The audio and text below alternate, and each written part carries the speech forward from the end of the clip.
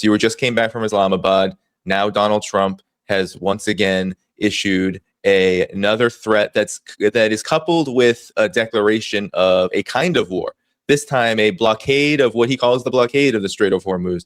So Donald Trump, just before we started talking, Professor Marandi, said that Iran's navy is now laying at the bottom of the sea, 158 total ships, but we haven't hit those fast attack ships that I believe the New York Post has been reporting on, and warning if any of these ships come near this blockade of the Strait of Hormuz, they are going to end up like, and he says they will end up eliminated like those against the so-called drug boats at sea over the last year or two. So, Professor Marandi, how about this? Can you help us understand what happened?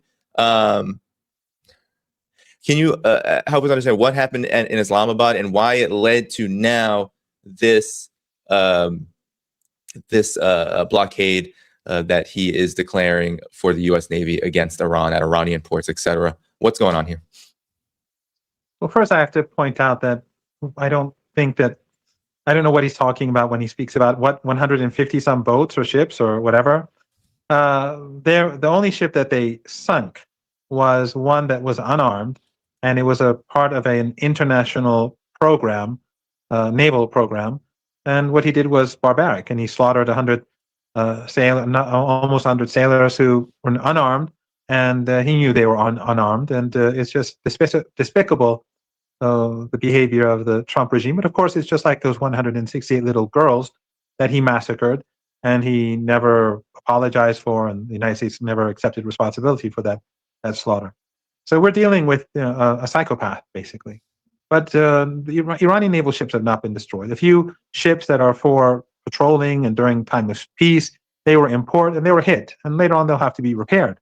But Iran's real navy are those many speedboats that are all underground in tunnels alongside the coast of the Persian Gulf and the Gulf of Oman, and they will come out when the time comes. But more importantly is the fact that, and that's why Trump cannot do anything about the Strait of Hormuz, because Iran's navy, Iran's missile defenses, Iran's air force, Iran's air defenses, they are very much intact. Otherwise, he could just walk in and take what it is that he wants to take.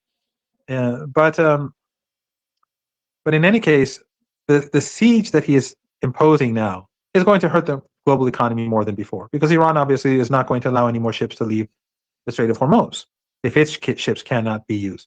Also, there is this question in my mind, and I may be wrong, that maybe Iranian ships will continue to leave and come and go because Iran can strike the United States with its missiles. And that's why the U.S. Navy has always been so far away from Iran's shores. Only now that there's a ceasefire, they're moving around more freely. So if they threaten an Iranian, let's say,